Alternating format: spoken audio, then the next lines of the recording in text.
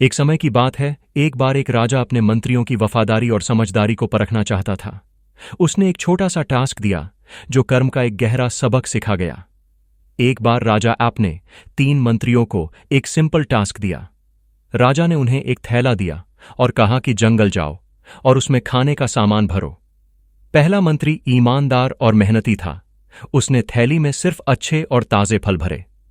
दूसरा मंत्री सुस्त और बेईमान था।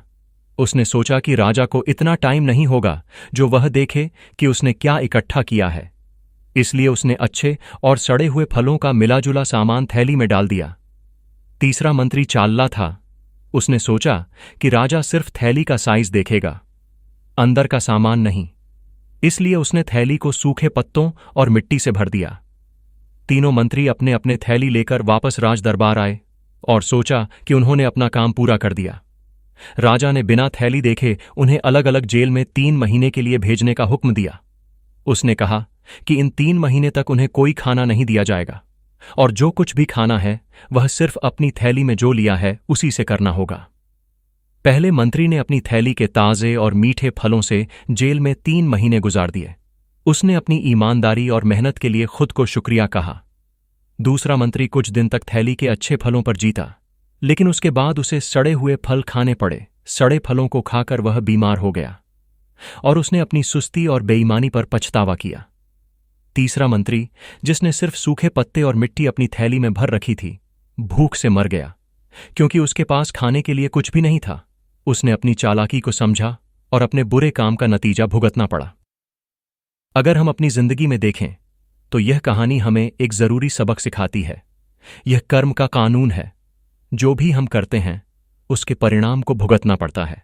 पहला मंत्री ईमानदार था। उसने सिर्फ अच्छे फल इकट्ठा किए क्योंकि उसने सोचा कि राजा को सबसे अच्छा मिलना चाहिए।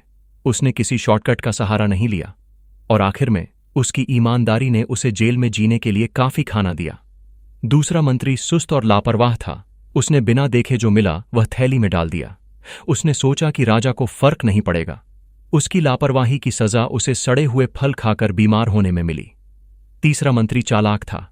उसने थैली को पत्तों और मिट्टी से भर दिया, सोचकर कि वह राजा को बेवकूफ बना देगा। उसने राजा या टास्क की कोई परवाह नहीं की और उसकी धोखाधड़ी का परिणाम यह हुआ कि उसके पास खाने के लिए कुछ नहीं था और उसकी भूख से मौत हो गई। यह कहानी हमें यह सिखाती है कि हम अपने कर्मों से कभी बच नहीं सकते। अच्छा करेंगे तो अच्छा मिलेगा, बुरा करेंगे तो बुरा भुगत। यह कर्म का कानून सब पर लागू होता है। इसीलिए हमें सिर्फ अच्छे कर्म करने चाहिए और अपने कामों को ईमानदारी और मेहनत से पूरा करना चाहिए, क्योंकि हम जिंदगी के बगीचे में जो बीज बोते हैं वही हमारी जिंदगी में उगते हैं। तो ये थी आज की मोटिवेशनल स्टोरी। यह वीडियो आपको कैसी लगी कमेंट बॉक्स में बताएं। देखने के लिए बहुत बहुत धन्यवाद।